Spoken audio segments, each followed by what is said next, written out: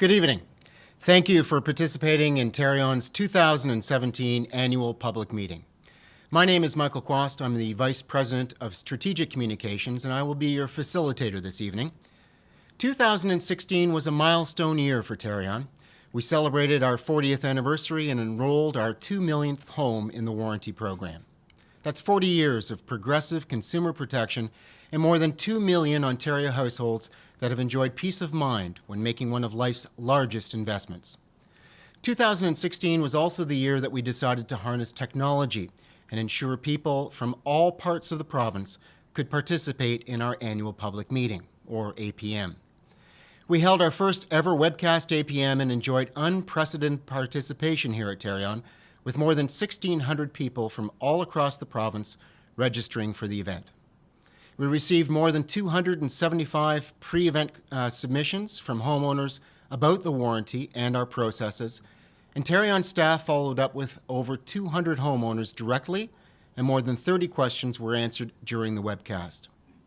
The event was so successful it received an honorable mention from PR Daily's 2016 Corporate Social Responsibility Awards for organizational transparency. So we decided to follow that format again. Like last year, interest in our APM is again strong. We have tonight more than 1,700 people registered, and we've already received over 140 questions in advance. To begin, I'd like to introduce you to our panel this evening, starting from your left, Edmund Lee, Chief Financial Officer here at Tarion.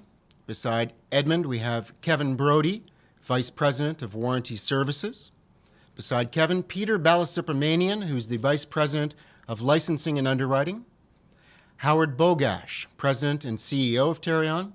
Beside Howard, Leah Ray, the Vice Chair of the Board of Directors at Tarion. Saloni Warich, Vice President of Stakeholder Engagement. I'd also like to point out that Mark Bastiano, the Chair of our board, was here but has been stricken down by a flu and so had to excuse himself.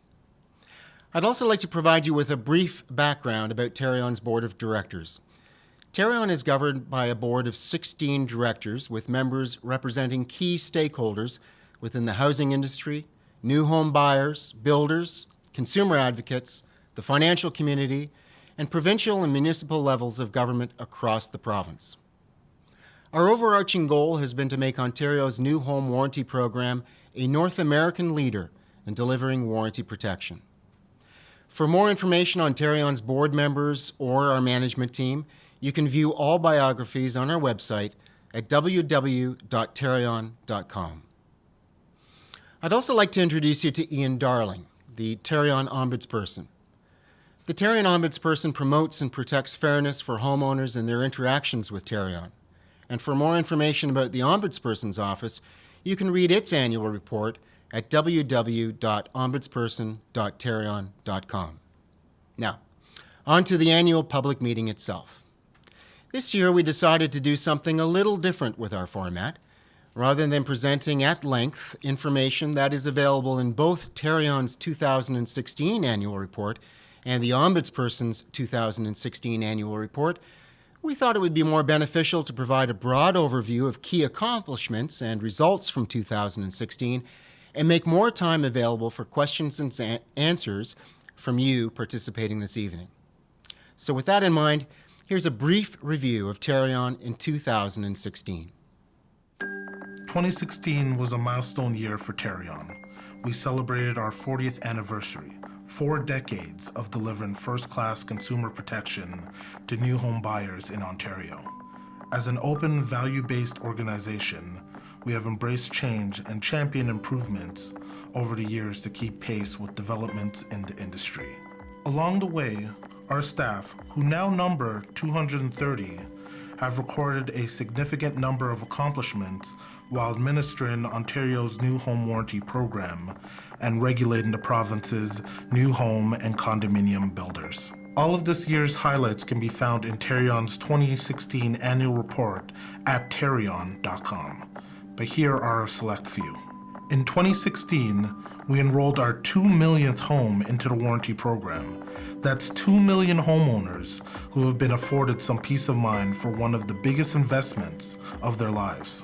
As of 2016, we manage more than 375,000 homes under warranty, and we regulate more than 5,000 builders. That's a lot of homes and a lot of builders. Tarion has 40 years of history of innovation. We were always trying to innovate. We're always trying to make the homeowner experience a better experience. Our award-winning staff not only manage the warranty and regulate builders, they also work to prevent illegal building, educate consumers and builders, develop policy education, and deliver best-in-class governance and financial management. In 2016, Tarion was awarded 2 Stevie Awards, which was great. Stevie Awards are for customer service. I can't tell you how proud I am of the individuals and the teamwork at Tarion. We take customer service very, very seriously. Not just with homeowners, but with all of our stakeholders, which includes the builders as well as the government. Our success in fulfilling our mandate to protect Ontario's new home buyers depends greatly on our governance structure. We have right now a very balanced and diverse board. Together, the broad range of skills and experiences allows the board to provide direction and balanced advice to the senior management. Our process by which we select new directors is a very robust one. It takes into account a director's merits, skill set, and expertise, and it ensures that the board has all the gaps filled with respect to what it needs to govern properly in order to carry out Tarion's mandate. 2016 was another productive year marked by continuous improvement. We processed 58,648 enrollments for new homes, up from 57,788 in 2015. Out of these, 35,991 were for freehold homes, and 22,657 were for condominium units. 55,246 new home buyers took possession of a new home in 2016. In 2016, we had approximately 370,000 homes under warranty. We had approximately 58,000 forms that were submitted to us. Tarion conducted inspections on 1,328 new homes across the province related to warranty claims. We paid out claims to 527 homes. The total dollars paid in claims was $13.1 million, up from $11.6 million from the previous year.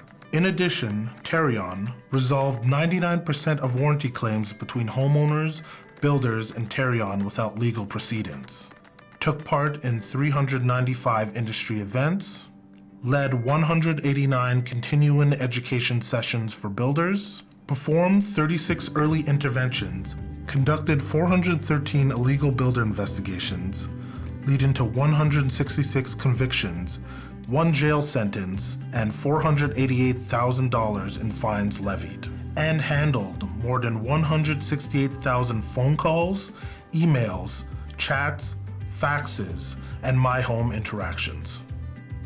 Our new strategy to prevent illegal building continued to build upon its success in 2016. Illegal building is a very important issue for Tarion. We spend a lot of time and resources educating on it, enforcing it, and ultimately trying to prevent it across the province. We have a current prevention pilot initiative with 15 municipalities around the province, and it's had a fantastic impact already. Tarion's enforcement team participated in illegal building sweeps in 3 locations: Windsor, Thunder Bay, and Sudbury. More than 24 charges were laid against registered and illegal builders. And we ensured that the warranty rights of owners in illegally built homes are protected. In 2016, we paid over $2 million in warranted claims on illegally built homes. The enhanced education requirements for new builders that Tarion began phasing in during 2015 became a prerequisite to registration in 2016. As of September 1st, 2016, all prospective builders must complete 7 core competencies before getting registered. By completing these 7 core competencies, builders will raise the knowledge and the professionalism within the industry, which in turn should create a better home for the consumer as well as having better customer service from their builders. In 2016, we registered 568 new builders. In an effort to promote greater accessibility and engagement, we held our 2016 annual public meeting as a webcast-only event.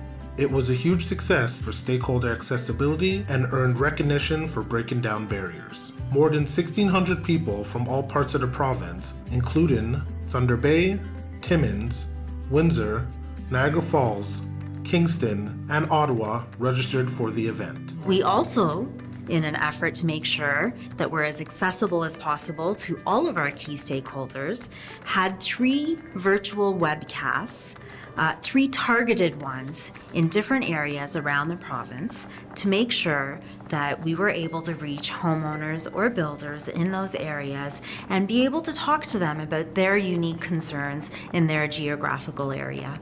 And I think the most important part of this is the ability to reach through Ontario and to connect to homeowners. And frankly, we're able to reach far more people through using technology and webcasts. Our efforts to connect with our audiences did not end there. In 2016, Tarion's employees, through its robust ambassador program, executed over 395 presentations across the province to our key stakeholder groups, whether it was homeowners, home inspectors, real estate agents, real estate lawyers, and builders. We delivered more videos and brochures in other languages to help Ontarians whose first language is not English understand the new home buying and warranty process. Sa Tarion, hindi lamang namin poprotektahan ang iyong garantiya.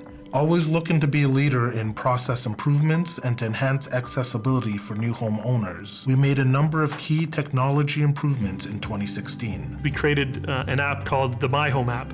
And what that is it allows the homeowner, as they're walking around the house, finding defects in their house, that they can actually take their smartphone, take a photo of that defect, and then upload it automatically to their My Home account. When I got here in 2008, we used to receive like hundreds of thousands of fax forms. Today, over 95% of people are online with us. They send their information through to My Home, which is a fabulous application in terms of people being able to reach us. Tarion takes great pride in being a champion of corporate social responsibility. In 2016, we extended our long history of generosity in a number of ways, including raising $30,000 for the Children's Wish Foundation, taking part in our 8th annual Habitat for Humanity build, and continuing our 20-year tradition of waiving enrollment fees to support the organization, and marking our 40th anniversary by launching a 40 Good Deeds Challenge, in which staff raised over $18,000 for 32 charities over the course of the year. Tarion needs to be in a strong financial position in order to support its mandate to protect consumers against builders' failures or defaults. 2016 was a strong year of financial performance for Tarion. We had a positive bottom line of $23.8 million this year versus $1.3 million in 2015. We saw more insolvency-related claims and major structural defects.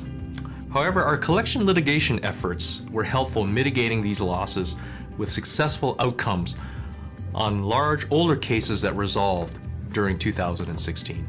The regular surveys we conduct with homeowners and builders to measure their satisfaction with Tarion return favorable results, in both showing a 1% increase from the previous year. These improvements are evidence that the continuous efforts we're making to enhance our processes and services are building confidence in Tarion. 2016 was a year of looking back and moving forward. For 40 years, we have worked hard to ensure that when you buy a newly built home or condominium, you're confident in your decision and that your investment is protected. I think our 40-year history and all that we've done, we don't stand still and rest on our laurels. We're always looking for ways to improve our organization, for looking ways to innovate. How can we make consumers better off? And that's really one of our objectives at Tarion.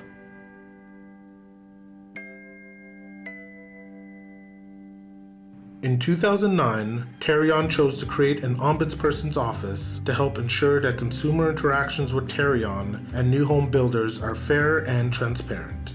Today, the ombudsperson's office is an independent, impartial, and confidential department that seeks to investigate and fairly resolve new home buyer and homeowner complaints. It also offers recommendations to Tarion on how to make improvements to its processes. In each annual report, we make recommendations based on an evaluation of the cases in the previous year. In 2016, we made 3 recommendations in the annual report. The first relates to fair cash settlement offers. In cases where Tarion is settling a claim directly with the homeowner, that the cash settlement offers are fair and consistent. The second recommendation related to major structural defects. we made a recommendation to ensure that the process for assessing and responding to the defects is consistent with the criteria that Tarion has established for those assessments. The third recommendation relates to Tarion committees. We made a recommendation to ensure that the committees are structured and run in a way that's fair and consistent. And the relevance of this is that many of the committees affect policy decisions and even operational decisions relating to individual homes. In response to each of these recommendations, Tarion accepted the recommendations and has developed a management action plan for further implementation.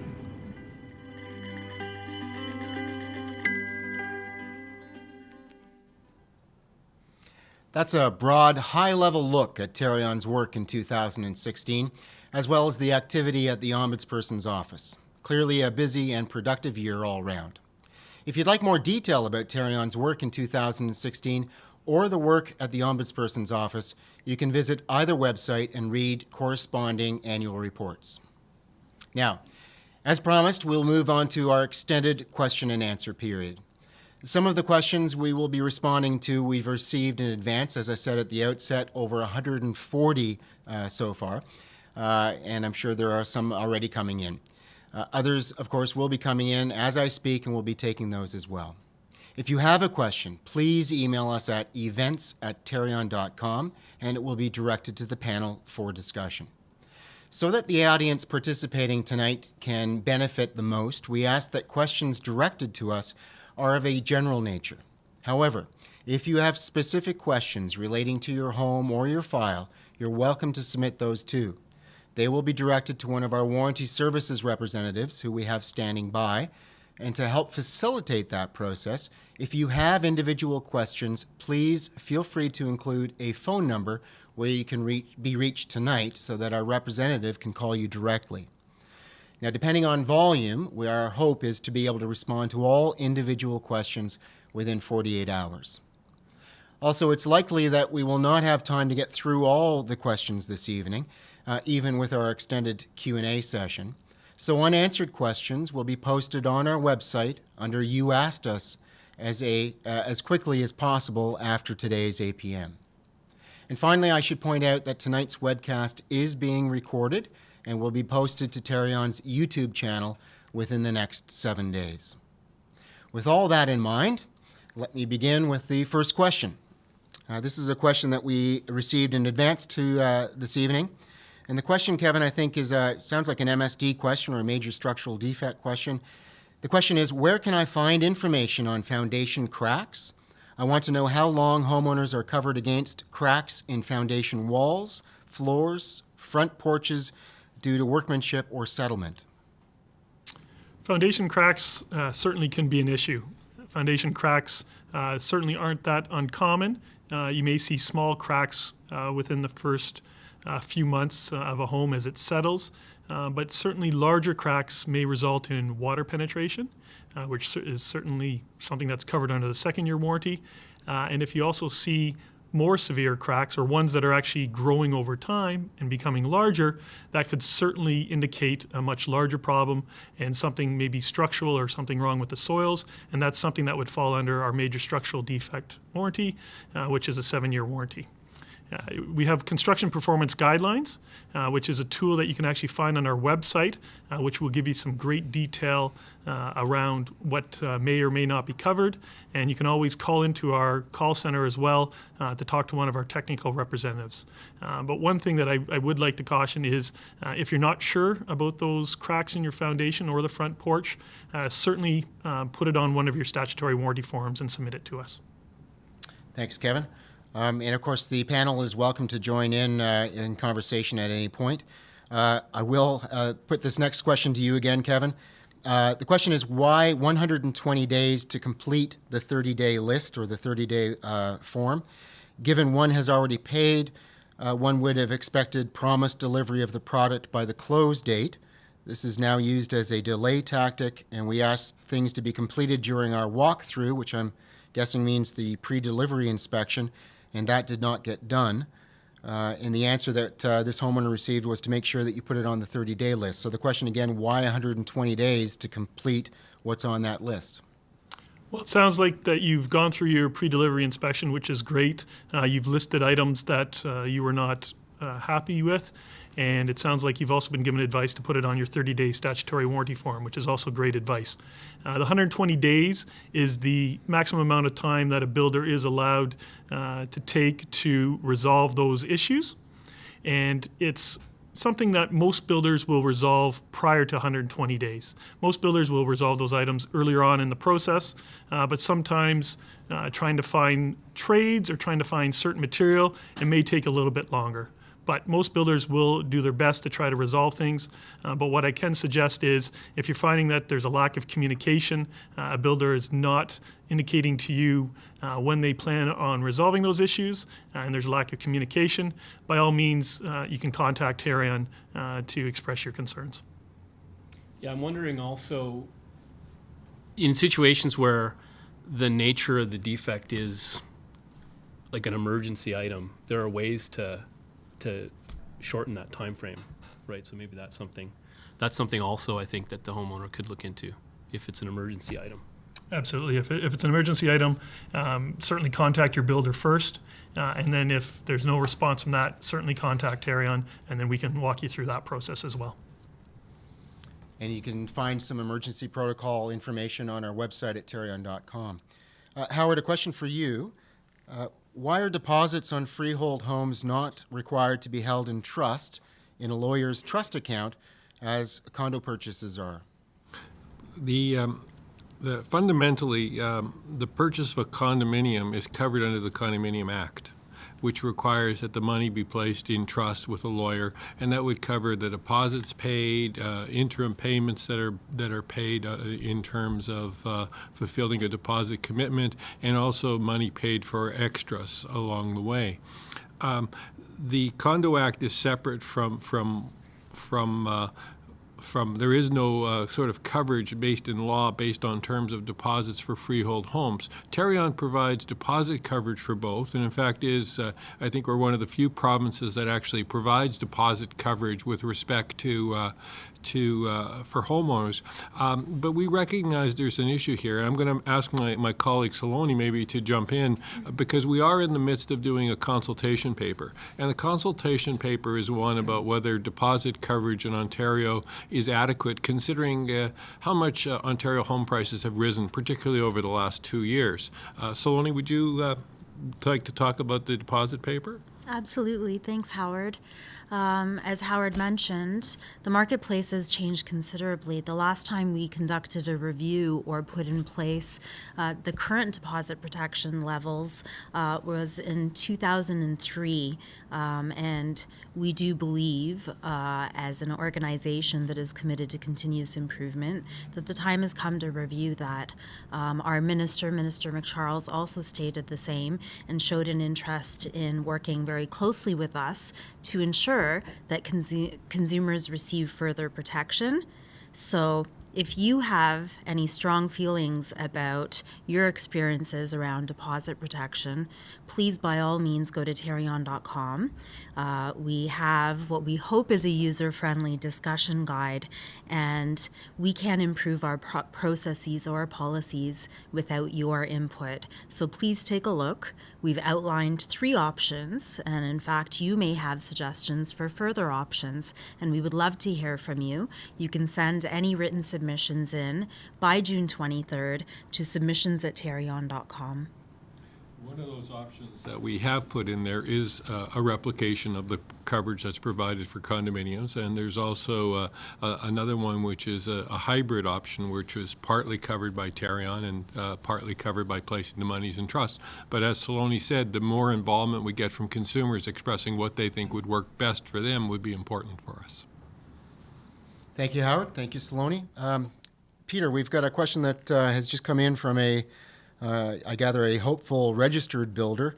It says, tomorrow I will be writing my last exam for the 7th educational requirement to become a registered builder. I am done with 6 exams already. Right after that, I am planning to submit the application to become a registered builder. In light of the changes to Tarion, is there a risk I will not be able to become a registered builder due to the issues beyond my or your control? I think it's a good question, and it speaks to where we are at today in light of the government's move with us for a renewal of the Ontario New Home Warranty Program. A lot of people, whether it's consumers or builders, are wondering what's the state of affairs right now. So I can assure that individual who's asking that question that the registration process in the near term is not going to be impacted at all, and that the applicant should go through the process and can expect their application to be analyzed just like all the other ones have been analyzed in the past. So there is no immediate impact as a result of the renewal of the Ontario New Home Warranty Program. Thanks, Peter. Saloni, this will be near and dear to your heart with all the work that you've done on illegal building or prevention. This is a question that has just come in. It is, how are you going after illegal home builders? Would it not be as easy as having the municipalities notify Tarion whenever someone takes out a building permit? Seems very easy. The builder applies for a permit, and the city, town, municipality forwards the information. No? Well, absolutely. It could be as easy as that, and kind of is. As it stands right now, municipalities already share their building permit information with Tarion. We have a seasoned team of investigators, an enforcement team, that already looks into illegal building across our vast province. And a lot of the tips that come in are from homeowners that have directly been impacted, from building officials in local municipalities, and from other members of the industry. However, that approach really looks at, including analyzing the building permit information and working with municipalities, really looks at something that's already occurred. So it's enforcing illegal building after the fact. We're actually working on an initiative that we've been piloting since July 2015 that looks at it from the front end of the process in the hopes of preventing illegal building. And it targets people that are taking out permits in their own names. Not those that are legitimately building homes for their own purposes to live in, but to ensure that those that are using that as a loophole to perhaps save extra money and go with an unknown contractor versus a licensed builder. And it will protect consumers ultimately on the front end and in the long term. I think it's a difficult question, and we had a similar webcast about illegal building a few months ago where we talked about the same issue. And frankly, I think as a panel, we might all be in agreement. It's just far too easy to walk in and get a permit today and build a home and then subsequently change your mind, sell it, and deal with it. And it's very difficult for us to deal with it. And I think Saloni's right. We've been working very hard with a pilot project. We're trying to get to the point where we can get to a point where anybody who's coming in for a permit has to declare what they're going to do with the home, whether they're building it for themselves or whether they're building it to sell along the way. And I think that would be a really good start at trying to curb illegal building. We may never get it completely stopped along the way, but I think cooperatively working with municipalities, building officials, and the provincial government, we have to do more to address this issue because, frankly, there are too many victims of illegal building in the province today, and it's important we take every step we can to limit or eradicate illegal building. Yeah, I think it's important to say that from an organizational perspective, we don't have the ability to fully solve the question that's being asked. So the specific question is, can you shortcut this by having at the stage of permitting, some sort of check at the permitting stage, and we see that in British Columbia, and that's and a version of that is the pilot program that we're talking about. But that pilot program's voluntary, so we don't have the tools fully within the purview of this organization to solve that. That's a larger piece, and we are working with other groups to try and get that change. I think we'd like to see that change happen. And there are also, in the interim, the other ways that we deal with illegal building through deterrence and education. And on the deterrence front, I do want to say that I think our organization's enforcement group does a great job reaching out particularly to regions where illegal building is considered to be a larger issue. They do this by way of regional sweeps. They went to Windsor, Thunder Bay, Sudbury in 2016. Ultimately, at the end of 2016, the enforcement department laid something in the order of 165 charges. and I think they secured 165 convictions, and obtained fines against illegal building in the order of almost $500,000. So there's a large deterrent element as well that we do, but I think a prevention structure would be something that we'd like to achieve in cooperation with other consumer organizations. Yeah, and the fines today are not significant enough to be a real deterrence. A first-time offender might get hit with a $5,000 or $10,000 fine, and I think in many respects people might look at that as a cost of doing business. Right. So I think this is an area we need to work cooperatively with our partners in the municipalities and with the provincial government to just come back with a stronger program. And I think there's some very good models. British Columbia is in front of us on that issue, and we can learn a lot from them. Thank you, Howard. I'm going to ask you to continue. We have a question that reads, now that the investigations into Tarion has proven that homeowners have had difficulty in getting home repairs completed in the past, can these homeowners now resubmit the warranty claims for repairs, or will it just pertain to new homes going forward? Well, let me start with the first aspect of it. There wasn't an investigation into Tarion. Tarion's been operating under a statute, the Ontario New Home Warranty Plan Act, for 40 years. The essence of the review was a review of the legislation and the operations of Tarion. It was never an investigation. It was never intended to be something to look at specific issues or files. I think it was looked at as a way to say, are there ways to renew and refresh Tarion as we go forward, to continue to make it relevant to consumers and to make it a modern regulatory organization, and that was the focus of it. So it was not on claims or claims issues at all. So the answer would be that if you have a current claim, please proceed with it, that's where we are. But there is no intent of looking back and going through 40 years of history and looking how claims were decided over that period of time. And I think I'd just like to add there, Michael, that when Howard talks about make a claim, he's referring to making sure that you submit that statutory warranty form. So if you're still within the 7-year period, whatever portion of the warranty is still remaining on your home, you're entitled to submit a statutory form for that period. And something else I'd like to add is I don't believe anywhere in the Justice Cunningham report did it actually mention about going back and revisiting files or claims that had been ruled on in the past to reopen them. Yeah, I think there was one element. If there was one element in that review that we're working with the government, is the area around dispute resolution. And there was comments in that review that talked about challenges homeowners faced in the past dealing with the onus of proof. And I think that everyone on this panel will agree that dealing with the onus of proof in the context of warranty or an insurance issue is a challenging thing for consumers. And so the message of that review is, can we do more to address that? I think the specific recommendation was to look for ways where we can be more clear that the obligation on a homeowner is to identify symptoms and not necessarily prove the cause. And it remains to be seen how we are going to be able to turn that into something practical and workable. But I believe we are going to be able to do something to move that forward. That being said, to pick up Kevin's point, and maybe more specifically to the question that was asked, the changes that will fall from those dispute resolution work will not be retroactive. We're not going to go back. There's no plan to go back and review earlier decisions because of that. Thank you. We have a question from Amir, which feeds right into this dispute resolution discussion. The question is, what is the appeal process if I have a dispute with the findings of Tarion inspector or a Tarion inspector regarding a deficiency? Kevin, I think maybe this is a question that should go to you first.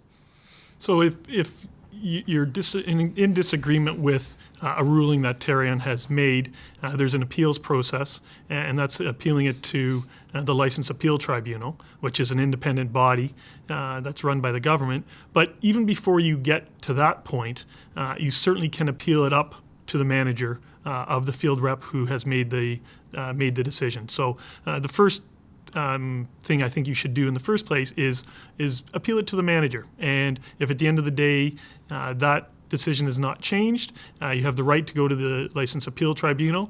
First, you'd have to ask for a decision letter written by Tarion, which gives you the right to appeal that decision to the License Appeal Tribunal. You have to do that within 15 days of the decision letter being received by yourself, and there is a $100 fee that you must pay to the License Appeal Tribunal, which is not refundable. Another part of it, too, is if you think that there's been a lack of fairness, so you may not agree with you may agree with the decision that was made, but you may think that there was a fairness issue. You can certainly contact our ombudsperson office and talk to them about whether or not there was fairness in the decision. I think the other place you should look at within this process is the construction performance guidelines, because they give you some guidelines as to what the definition is for what would be warranted and what wouldn't be warranted along the way. And I think that's a good place to at least get you started, is to have an understanding of what the ruling was and what the basis of it is along the way. There are some issues which really fall into very gray areas, because we warrant something that's based on built in a workmanlike fashion, and so we use the construction performance guidelines to help define what a workmanlike fashion is in a lot of different cases. So I would start with the construction performance guidelines, talking to the manager, get a better understanding of why the ruling was made, like the aspect of why your claim wasn't put forward. And then alternatively, you still agree, you can go to the independent license appeal tribunal and have an independent party rule again. Thank you. Leah, this is, as Vice Chair of the Board of Directors for Tarion, I think this is a question that should be posed to you. The question is, what is the makeup of the Tarion board, and how does it make sure it has the skills and experience it needs to effectively govern? Okay, thank you. So to give some color to the Tarion board, we are a 16-member board. We are comprised of 8 industry members and 8 non-industry members who are leaders in their own right. To give you some color, we've got accounting skills, we've got deep banking skills, we've got former mayor on our board, we have a community foundation CEO, we have a senior public servant who's on our board, and on the builder side, we've also got a range of skills. We have members that represent a broad spectrum of the province. We have home builders that are in freehold. We have home builders that are in condos. So through that, what we tried to do is complement the board with a wide variety of skills so that the board can then deliberate and provide the necessary advice to senior management. And by having one of the tenets of good governance is to have a varied board with a varied skill set, and so that is what we've tried to do. And over the last few years, I believe that we have done that. I think it's also worth pointing out, because people get confused sometimes. This is primarily a policy board. The board doesn't deal with warranty issues and doesn't deal with consumer issues directly. They deal with making the policies in terms of how the organizations run and that type of aspect of it. So there's always confusion saying you have builders sitting on your board who and Leah can talk to, you know. So the way that the governance structure is such that the board of directors is composed of various committees. And Howard's right, those committees will deal with policies in a number of different areas. So for instance, we have a Human Resource and Compensation Committee. We have an Audit Committee. We have a Consumer Committee. So there are various committees, and those rise up to the board. Many board members sit on various committees, and we rotate the skills that are on those committees as well to give color and variety to the viewpoints that are deliberated at the board level. And that's really what makes a good board, is that you have a variety of viewpoints, and you look at issues and deliberate, and then these are policy decisions that come from management, and the board deliberates and hopefully comes up with some good suggestions to help guide senior management. Thank you, Leah. There's a question that I think a lot of you can weigh in on, but again, I'm going to start with you, Kevin. It's just come in. It's from Imran. As a new home, there's a lot in here, so it's a long question and lots to unpack, including emergency repair and the process around the warranty making claims. But here's the question. As a new home buyer, we usually submit the warranty forms at 30-day, 1 year, and 2 year, etc. What if there's an issue that arises after submitting the 30-day form, and that issue must be resolved as soon as possible due to its critical condition? Do we need to wait to the end of the year to submit the warranty form, as the 30-day warranty form is already submitted? How do we resolve this if the builder is not taking prompt action? Kevin? So after you submit that 30-day form, the builder, as mentioned, has the 120 days to resolve the issue. But there's going to be instances where somebody, let's say, has forgotten to list a few items on that 30-day form. Most builders will entertain those items and will resolve those items, even though it didn't show up on a statutory warranty form. So the first point is always contact your builder. The builder's built the house. It is the builder's warranty. Tarion backstops that warranty. And that's the normal circumstances where someone has just forgotten to put an item on a 30-day form. Most times the builder will actually resolve those issues. If they don't, unfortunately, you do have to wait until the year-end form to submit it. Those are the normal instances. If there's an emergency, though, that's a different situation. So same process in the fact that you've forgotten to put it on the 30-day form, or maybe something has just manifested that wasn't there at the 30-day, but at 60 days or 90 days, something has come up, and in your mind it's an emergency. First point of contact should be call the builder again. Call the builder, express to them why you feel it's an emergency. If you don't get the response that you're looking for from the builder, or you can't get a hold of them, by all means contact Tarion. And if it's on the weekend, let's say, and you're not able to contact Tarion, you're able to go ahead and resolve those issues and then contact Tarion on Monday as well. But it is one of those things that certainly contact us after you've tried to get a hold of the builder. And there is an emergency process. And as Michael had mentioned earlier, that is set out at tarion.com. Great. Thank you, Kevin. This might be a question for Peter and Saloni. The question has just come in. Why does Tarion not get more involved when builders make mistakes in regard to approved lot plans, home elevations? Tarion puts the onus totally on the municipalities, which doesn't help the homeowner. Any thoughts on that, Peter? It's a good question. I think the challenge for us, and where I would start, is to remember that largely the warranties kind of set out the framework for where we have a remedy for a builder issue. And if the problem doesn't fit the warranty, then it's kind of outside of the ambit of the legislation. So if it's a planning issue, it may not fit well within the warranty. That being said, there can be cases where the nature of the problem does fit within the warranty, and so we need a bit more. I need a bit more kind of facts around the example to figure out if we could, if they're the kind of things we could get involved in or not. But generally, I think it just has to do with the limitations of the warranty and the way the warranty is focused primarily on bricks and sticks and mortar issues, not planning stage issues. There are, there's always perhaps a false assumption that Tarion's the only person that regulates the builder along the way. The municipalities have a great deal of control in terms of issuing building permits. They deal a lot with the lot grading issues along the way. Electrical Safety Authority deals with electrical issues along the way. So it's the fire department has aspects in terms of fire code and all different aspects. So I know there's a tendency to say, this is something, why isn't Tarion there? But the responsibility for regulating builders is actually divided among a number of different parties. Ours focuses primarily on the construction side of it. We also see issues sometimes where there are contractual disputes, and people say, well, Tarion, why aren't you involved in this? And those are contractual disputes that, that fall outside of the aspect of how the warranty was intended to be provided.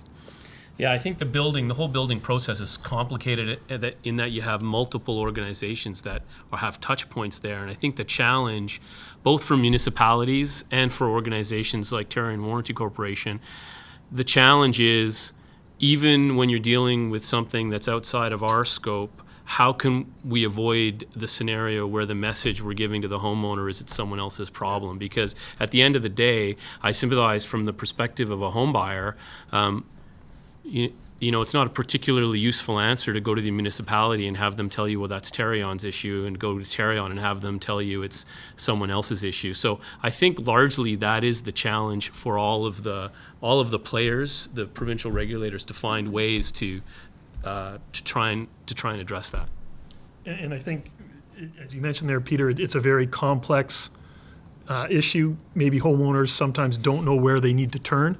And what I would suggest is, if you don't know who to turn to or you don't know who to ask, by all means, you can call into our contact center. They can be reached at 8779-TARION. Ask them the question. They may forward you on to somebody different that's going to be able to help address your question. And it may just be to give you some additional information of where you do need to turn. We might not be able to solve your problem, but at least we might be able to help you, point you in the right direction. And I think, Saloni, you've been working with the municipalities for at least the last 2 or 3 years to sort of help build a better relationship, so we're not stepping on each other's toes and feet and trying to solve problems for consumers. And Exactly, like you said, and Peter, the industry is regulated through a much larger regime, and it is confusing, and we don't want to be the ones to have to deliver the message, and our municipal partners say the same, which is why we work together on many files. To have to turn someone away and say, not my problem, not my job. The reality is, as Kevin said, if you call in to Tarion and we say, unfortunately, there's nothing that we can help you with because it is a municipal matter, there are certain overlapping issues or files because of the partnerships that we've built, that we try to make sure that in local communities we are working with the municipalities very closely to make sure that you as the consumer understand who's doing what, who's helping protect you, and that ultimately there's a resolution to your issue. Thank you. I have a question here which it comes from a condominium purchaser with some frustration built into the question. And Howard, maybe I'll ask you to start, and I'm sure, Kevin, you'll have some comments to feed into this. But the question is, our building has been fully occupied but unregistered since July 2015. As we continue this agony, we'd like to know to what degree Tarion supports this process, especially around delayed closing compensation. Have there been situations in Tarion's history where builders, developers have benefited directly from intentionally delaying registration or closing in order to continue to collect occupancy fees? What has the outcome been in these situations? Does Tarion protect homeowners with any sort of recourse options? Howard, I know that this is a question that you've touched on many times. And there's numerous parts to it. So let me start with the definition of interim occupancy fees, because you have to start with understanding what that is, because often what happens is a condominium, people will move into their condominium and under what's termed interim occupancy, which means they move in but they don't have title to the property just yet. And along the way, what they end up paying is something called interim occupancy. And interim occupancy is not a payment to the developer or the builder along the way. What it really covers is it covers the interest costs that you would have paid if you were paying a mortgage. In terms of that, it covers that piece of it. It covers the operating costs, which you would be paying if you were paying normally along the way. And there may be some just small other adjustments within that in terms of issues. But it primarily relates to fees that you would be paying normally under a circumstance there. So that isn't money that necessarily goes to the builder. And what happens is, under condominiums, people start moving in, and until the property is registered along the way and title can be processed, people can't draw their mortgages against this or even complete their payments with cash. So we end up in these interim occupancy situations. Now, that's separate from delayed occupancy and delayed closings along the way. Those issues are covered off, and appreciate probably in 2008, Tarion did something I thought was pretty bold and innovative. It issued what's called an addendum, and the addendum to the agreement lays out a schedule schedule for when you should be able to move into a property that you've purchased, and it also lays out the mechanism for a builder to give notice as to when delays happen, because we know delays do happen, and in the condominium world, those delays can be significant. There can be a lot of different issues because construction won't start until a certain percentage of the condominiums are sold. There can be some municipal issues. There can be other issues in terms of getting all the sign-offs along the way, and there can be issues in terms of completion, because often the projects aren't completed until everybody moves in. So you'll often see the lobby area looks a little bit like a construction zone until everybody's finished moving in along the way. Whether you should be entitled to delayed occupancy compensation is something you should first review your addendum, see what it says, and probably talk to the real estate lawyer that advised you on closing the deal. Those are issues that if the delays go beyond the notice period, you could be entitled to compensation, but if proper notice has been given, you probably won't be. So you have to be careful to understand those different aspects of it.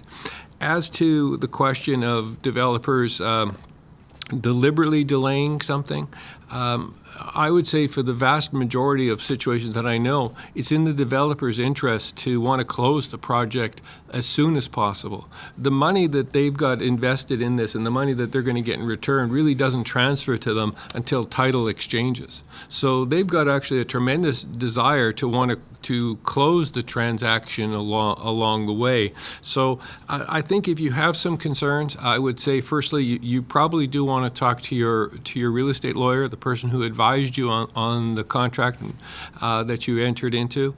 You can ask Tarion. We have some experts in delayed closing, delayed occupancy who can answer some of your questions along the way. But it is a complicated issue, and I think it's one of the issues that people are confused about. So I appreciate the question this evening. I just wanted to clarify maybe one thing that Howard was talking about there is the warranty that exists being delayed occupancy for the condominium is before you move in, meaning you might move into your condominium today, but you may actually not get title to it. I think the question talked about maybe a year later or something like that.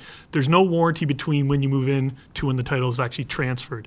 Where the delayed occupancy potential compensation could come from is prior to you actually taking possession of your condominium unit. And then the other thing too, just to build a bit on what Howard was talking about, is it's actually the municipality where the condominium is built through the land registry office is where the condominium is actually registered. So that's kind of the process there.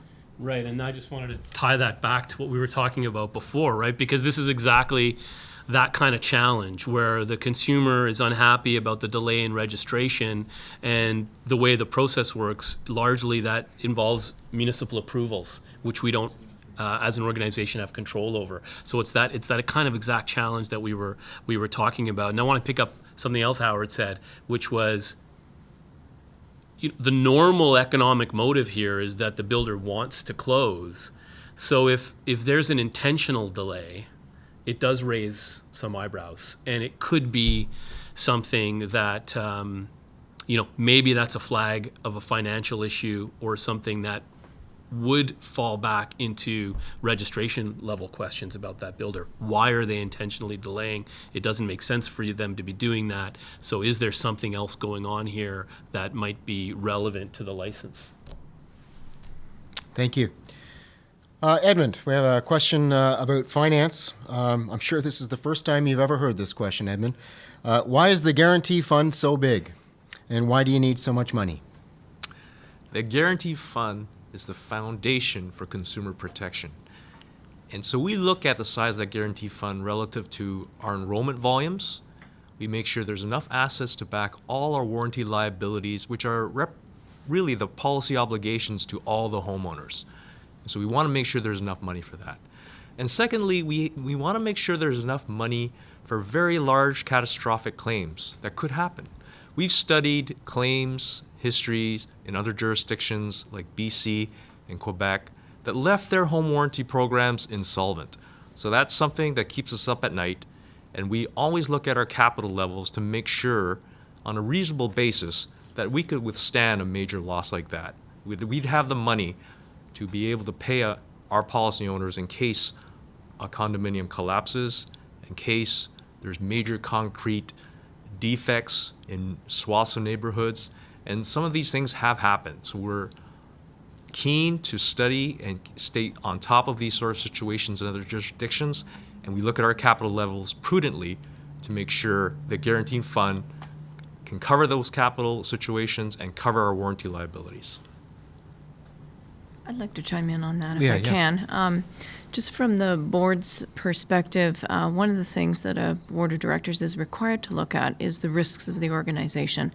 And one of the important risks in this organization is that capital level. So it has been front and center of mind at the audit committee level. And then that rises up to the board. And what the audit committee has done is what Edmund had said, is taken a look at what capital level do we feel that we need. And part of that discussion involves looking at the risks, but also what has happened in the other two provinces that have had these failures.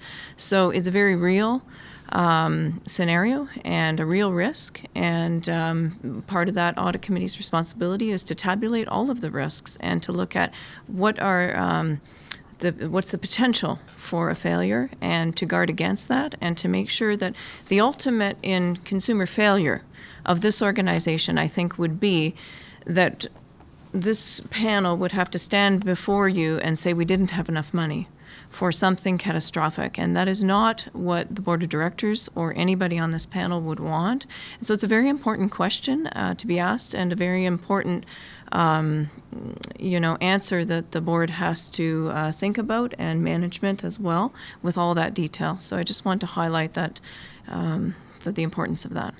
Without getting into the fine detail, I think it'd be worthwhile for either Leah or Edmund to also talk about the role of the appointed actuary, because because not only do we produce financial statements that are audited by KPMG in terms of their authenticity, but we also have an appointed actuary.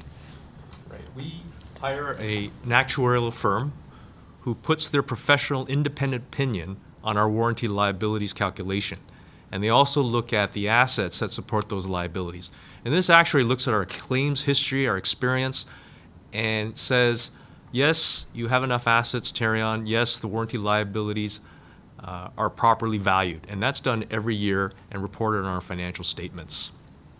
And another thing to point out is that we are not what would be an organization that is required to meet certain requirements of the Office of Superintendent of Financial Institutions, which is called OSFI. However, voluntarily, management and the board has decided to follow all of the guidelines related to capital management, as if we were. So we are putting onus upon ourselves, you could say, to meet a bar, which is not a legal bar we have to meet, but it's a bar that we want to meet. And we want to do that first and foremost because we want to be a consumer organization that is there at the end of the day, worst case scenario. So we set the bar high, and we want to make sure that we're going to reach it. Great. Howard, I'm just wondering if, without getting into too much detail, you could pick up on the comment that Leah made in terms of there being two examples in other provinces where this became an issue. Yeah, I think I'm going back to, I can't remember if it was the late 70s or early 80s in British Columbia. They had what was called the leaky condo crisis. And what happened there was homes were designed, and in fact the story goes that the roofs were made shorter and smaller because that's how the basis of tax would be calculated on them. And accordingly, they ended up with water penetration through a lot of the units in terms of what was there, and it caused massive warping and damages. And I think the province was left with a bill because the program itself didn't have sufficient funds to deal with it. And I think the province ended up with a bill in the tune of about $1 billion, and they went with loan guarantees along the way. And recently, sort of the last 4 years or so, there was a situation in Quebec, in Trois-Rivières, and what occurred in Trois-Rivières was something what we might refer to as a fly ash or a piraté, which is an impurity in the concrete. And the impurity in the concrete caused the concrete to not have its integrity and to start coming apart and spalling at a very early stage within it. And this was specifically in the Trois-Rivières area, and their warranty program didn't have enough resources to deal with it. The province had to step in, and the federal government had to step in to resolve these issues. So these issues are the things that keep a warranty company or a warranty company CEO up at night, making sure that you're taking steps, firstly, to prevent these issues, to say you're doing what you can from a preventative side. And we do some very terrific preventative things in Ontario. And the second side of it is, I'm sure our colleagues in BC and in Quebec thought they had the same preventative programs. So having a strong guarantee fund at the end of the day is the best form of consumer protection that you can put in place. So this is what we're trying to accomplish through this, but we know that programs have had failures in the past. We know there's been failures in New Zealand as well. So we want to make sure we're doing everything in as prudent a manner as possible. So what may appear as a large guarantee fund really is a coverage in terms of a catastrophe that could be coming around. And when I say this, we have some terrific programs here. I think Tarion, I think one of the greatest innovations was something called Builder Bulletin 19. And this is the standard in terms of the construction of condominiums. And Kevin, I don't know if you want to talk a little bit about this, but I think there's always talk about how condominiums are constructed, but I actually think there's a great degree of value in terms of the Builder Bulletin 19 process and what goes into a construction of a condominium. And I'm going to presume that some of the listeners have no idea what that is. Sure. Howard, Builder Bulletin 19 is one of our preventative measures for condominiums, and typically we're talking about high-rise condominiums here. Some people may be living in low-rise condominiums, whether it's a townhouse or semis, but Builder Bulletin 19 basically talks about the high-rise condominiums, and it's basically the requirements that the builder has to follow. So building a condominium has a lot of engineers, a lot of architects involved with it, and so there's some additional checks and balances that are required under Bulletin 19. And the builder is responsible for hiring what we call a field review consultant. And basically it's a second set of eyes or an independent individual or company, typically it's an engineering firm, that basically is overseeing everything else that's going on. They are looking at how things are being put together. They are looking at the engineer reports that are being signed off on by the prime consultants. So whether that's the geotechnical engineer, whether that's the electrical engineer or the structural engineer, all those reports are being looked at by this field review consultant. And then that field review consultant then submits that information to Tarion as well as the builder. And so every 60 days, we get reports, updates on how the construction is going. And the beauty of all of it is once the building is completed, we get a final report. We get a final report that includes all the information, all the sign-offs from these prime consultants, and a copy goes to the builder, and a copy goes to Tarion. And then what happens is once the condominium is registered and there's a board of directors elected, a copy actually goes to that board of directors as well. So the consumer who's now living in this brand new condominium can have peace of mind that there is an independent party that was overseeing the construction of this very complex building, and they have the backup and the documentation to prove that there were a number of professionals that were involved during the process, and they also have the sign-offs. I think just one more thought I'd say. It's not a scientific way of looking at it. So, Edmund and Leah and Howard correct me on this one, but the question of how, another way to look at the question of how much money should be in the guarantee fund, you have to, it's relative in some sense, right? Because you have to think about how many homes are under warranty. And sometimes we forget there's something in the order of 375,000 homes that are under warranty in Ontario. And if you look at it from that perspective, it's about, $1,500 a home, $1,500 a home that you're setting aside, given 375,000 homes owned by Ontarians, and you're setting aside $1,500 in the fund effectively. That's the size of it. It's not scientific, that's not actuarial, but it's another way to look at it, because it's a relative question. The scope of the warranty has to be assessed by the scope of coverage that you're giving to Ontarians. Thanks, Peter. I see by my watch that we're already halfway past the halfway mark for tonight's APM. I'll remind you that, again, if you've got questions, we encourage you to submit them. General questions for the panel, individual questions for our warranty services representatives that are standing by. If you want them to reach out to you tonight, it would be great if you could provide a phone number as well. And the place to submit those questions is events@tarion.com. We received shortly ago a question from Twitter, and this picks up a little bit on a question or remark that you made earlier, Kevin. The question is, who provides the warranty, Tarion or the builder? The quick answer is it's the builder's warranty. The builder built the home, sold the home to the homeowner. It's the builder's warranty. Tarion's role is we backstop that warranty. We've talked a little bit tonight about the responsibilities of homeowners to fill in statutory warranty forms. We've talked a little bit about the length of time that a builder has to rectify those deficiencies. And at the end of the day, if the builder does not satisfy the homeowner with the type of repair or repairing things at all, that's when the homeowner can come to Tarion, and Tarion will actually backstop the builder's warranty. Ian, we have a question for you. Someone, I guess, wants you to start speaking. The question is, what power does the Ombudsperson's office have, and where does it step in? So the role of the Ombudsperson is to promote and protect fairness within Tarion. So ultimately, when it comes to what authority we have the authority to make recommendations to deal with complaints.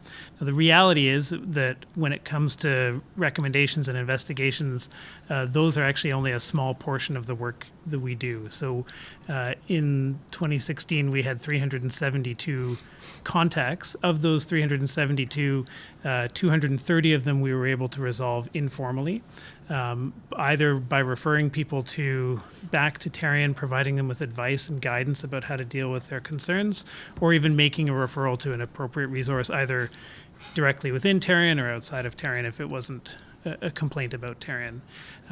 Of those 372 cases, we intervened in 96 cases. So in terms of interventions, what we're trying to do is resolve problems at the earliest level. So we may see an issue where there's an obvious concern that needs to be addressed, or we may see a fairness concern that we would like Tarion to consider.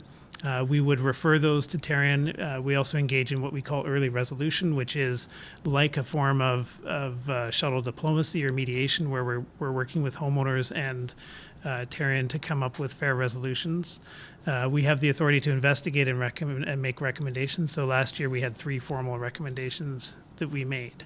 One of the challenges is this is essentially it's hard to get a real sense of what we do without case stories. So the Ombudsperson annual report actually includes some stories about how we've helped people. But an example of one of the cases that we dealt with was a homeowner who came to us with a concern about a delay. And they had a major structural defect in their home. The value of the major structural defect was close to the $300,000 cap for the warranty. When we looked at the concern, we found that there was a delay. We asked Tarion to address the delay. We asked Tarion to rectify the situation, and within 2 weeks or so of us contacting Tarion, that issue was resolved. Then we also looked to say what was the cause of this, what occurred. So we did a further review, and through that identified that there were some concerns about training, about some of the policies that supported these types of decisions, and particularly with large complex files. And so we made a series of recommendations about the root causes and what would look to not only address that one situation, but what additional supports or education would be required for employees. And our focus when we're looking at making recommendations is what are the ways that Tarion can support its employees to make accurate decisions, to treat homeowners fairly? We're not necessarily looking to attribute blame to individuals, but we're looking at promoting fairness. And if you look at the nature of complaints that we've received over the years, when our office was established in 2009, the complaints that we're receiving today are very different from the complaints in 2009. So we've seen an evolution in terms of how Tarion is treating homeowners, and at the same time, our expectations of what fair treatment have also increased. So this is a way that an individual complaint can come to us. We can review the complaint, try and help people to resolve those. But ultimately, if it's not appropriate for an early resolution, we do have the authority to conduct investigations and make recommendations looking at the larger systemic changes. Thanks, Ian. This next question, which has just come in from a gentleman by the name of Gareth, really touches Tarion practically at every touch point. Excuse me. The question is, what is being done to educate the public, realtors, lawyers, banks approving new home mortgages, on the need for builders to be Tarion registered? I find it shocking that at all these stages, no one informed me that the builder had to be registered even after reviewing my inferior 2-page builder's warranty, in quotation marks. I'm sure all of you have lots of comments that you can share about that. I mean, certainly one of the frustrations on the communication side is not having enough people being aware of that process. Who's interested in taking that on? Saloni.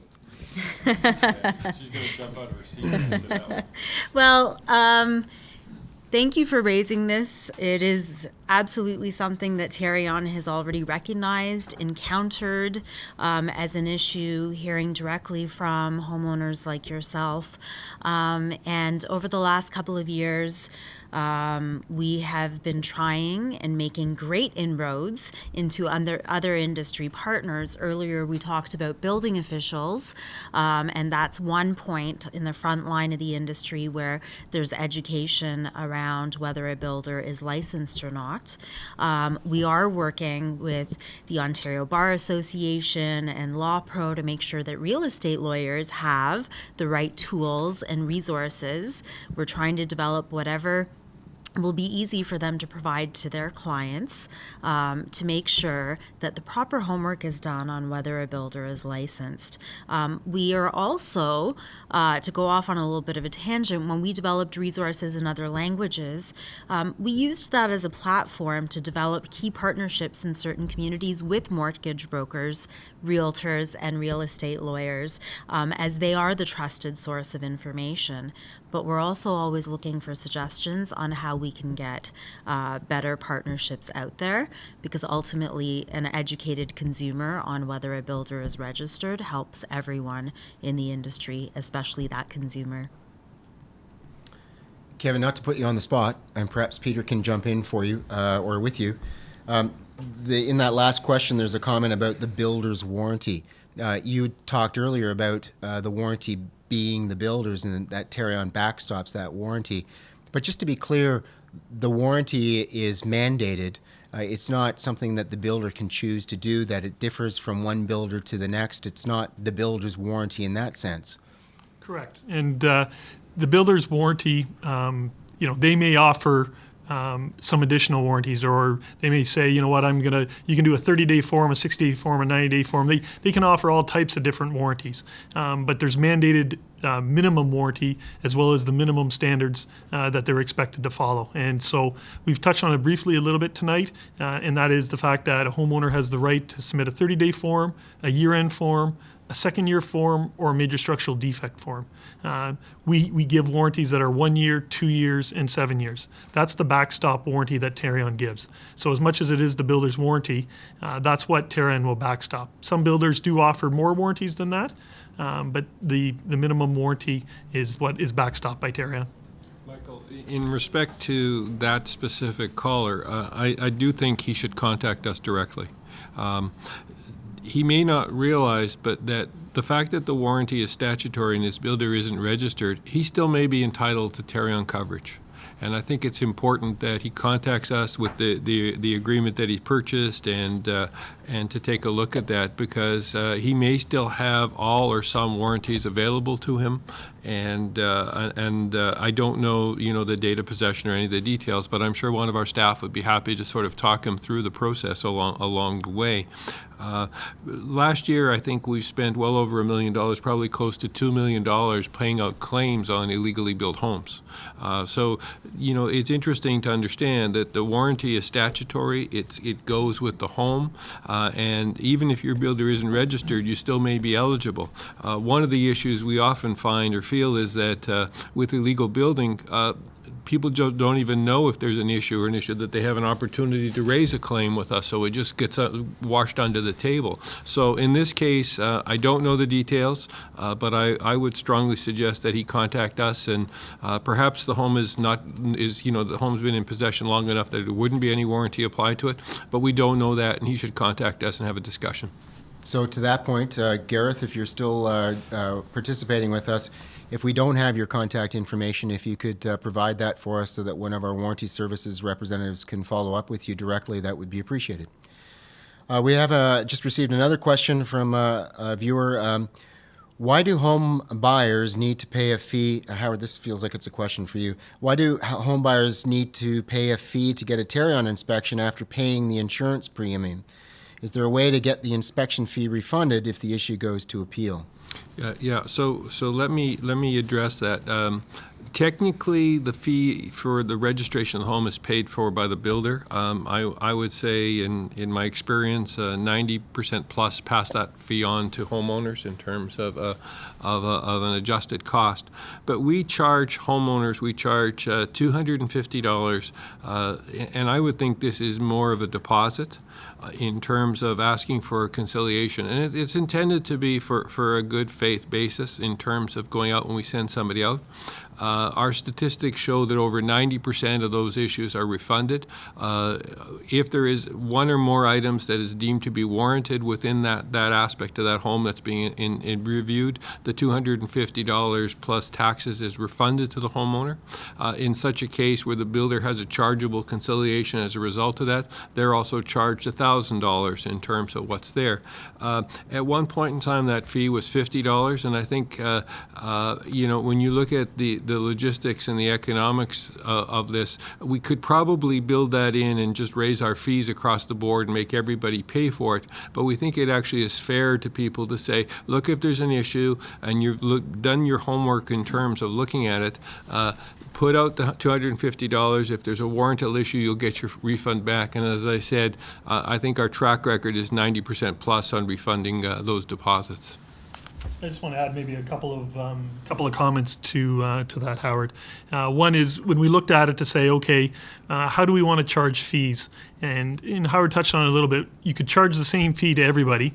In 2016, I think we had around 55,000, 58,000 enrollments. So you could, put in that fee for the conciliations. But in reality, there's only about 5,000 people that actually requested a conciliation. And so the thought is it makes more sense to charge a fee to those 5,000 people as opposed to spread it out amongst the 55 or 58,000 who never request that service. Howard talked a little bit about the fact that the majority of homeowners actually get their money back. And so it's, they get the whole money back. So it's not as if we charge an administration fee and they don't get the whole $250 plus HST back. They actually get the whole amount back. And as Howard mentioned, it's over 90% in 2016. I think it might have been 92, 93%. And there's a couple reasons. One, Howard touched on, was the fact that if it actually goes to a full-blown conciliation, which happened about 1,300 times in 2016. If it actually goes to full-blown conciliation and we actually go out and we do the inspection, we physically come to your home, we inspect the items that you've indicated that you're not happy with the builder's repair or they didn't repair it at all, and we find that at least one of those items is warranted, then you actually will get your money back. But there's another piece to it as well. And the other piece is, as soon as you request the conciliation, and so keep in mind, I mentioned there's about 5,000 people that actually requested conciliation. As soon as you request that conciliation, that file's assigned to a Tarion rep. And that Tarion rep right away will actually contact the homeowner as well as the builder to discuss what the outstanding items are. And a lot of times, things are resolved before it actually goes to a conciliation. So I mentioned only 13 or 1,400 actually went to a full conciliation inspection. So there's about 3,600 times that when Tarion got involved, worked with both the homeowner and the builder, we were able to resolve all the issues. And so as long as the homeowner cancels that conciliation at least 24 hours prior to the actual conciliation inspection, that homeowner will get a full refund of their conciliation fee as well. So the majority of the time, 92% of the time, as much as the homeowner might have had to pay for that initially, they're getting their money back. Thanks, Kevin. You may also touch upon the fact that the builder is paying a fee in instances as well. Yes, I already mentioned that the builder is charged $1,000 plus HST as well. And so if you go to that conciliation inspection and at least one item is found to be warranted, that builder will end up paying the $1,000 plus HST to Tarion. If it determines that there is actually no warranted items, then that builder does not have to pay that $1,000 fee. Thanks, Kevin. Peter, a question coming in just now from Minnie. How are you educating builders and homeowners with regards to contract homes? This is a complicated area. It is a complex area. We have a section on the website that deals specifically with contract homes, and it's something that I think we are looking at other ways to deal with kind of contract home scenarios.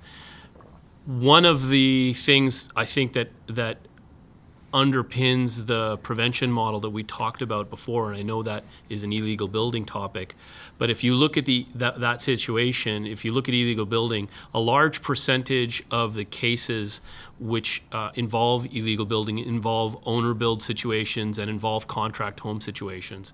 So the pilot program that we have, where at the permitting stage, the municipalities that are participating in that have a contact with Tarion where the permit is being taken out, that affords us an opportunity to educate as well, which largely can be focused on these kinds of owner build and contract situations. But I do think education is something we have a large outreach program on. Saloni, do you have anything to add on that area? I do. I mean, really to echo what you've already said, Peter, and that there are a lot of gray areas. So please ask. We have lots of resources, and it's really difficult to make an assessment on what would be covered, would not be, or not be covered without actually sitting down with you and looking at what materials have been supplied, how much work. But I will tell you from the education and an outreach perspective, when we're out speaking to all stakeholders, whether it's homeowners, especially realtors, bylaw officers, and other industry partners, questions around contract homes, eligibility for warranty, do you need to be a licensed builder, all of that, that is the number one theme that comes out during our questions and answers in all of our outreach presentations.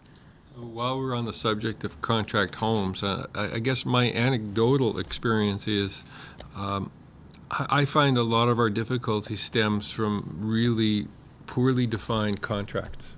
We end up with a lot of information where things aren't well defined as to who's supposed to do what and who pays for what, how money's supposed to transfer, and what's supposed to be built exactly along the way.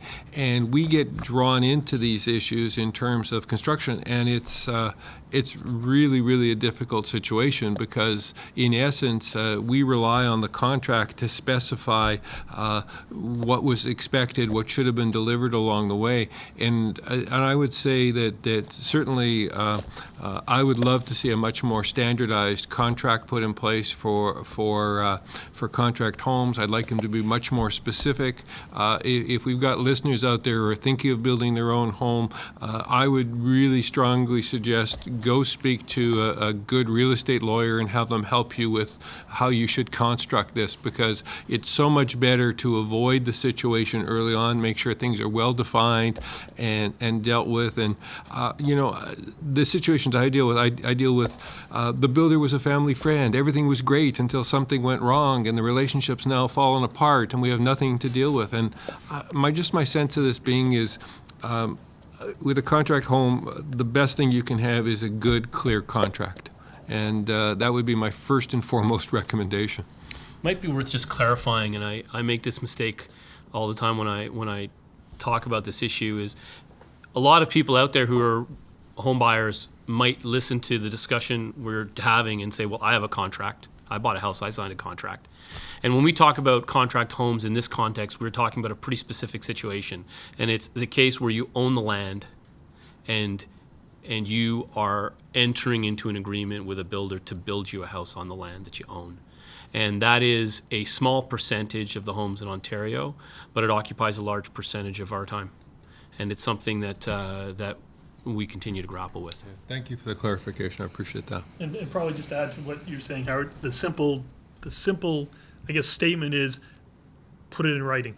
You know, the number of times that people, when you have a good relationship, oh, you know, I'll give you this extra, and they do it the first time, they do it a second time, then all of a sudden, the third and fourth time, the relationship has soured a little bit, and all of a sudden, you've paid for something that you don't end up getting. So the really simple statement is everything that you think that you are paying for, that you expect to get, make sure you put it in writing.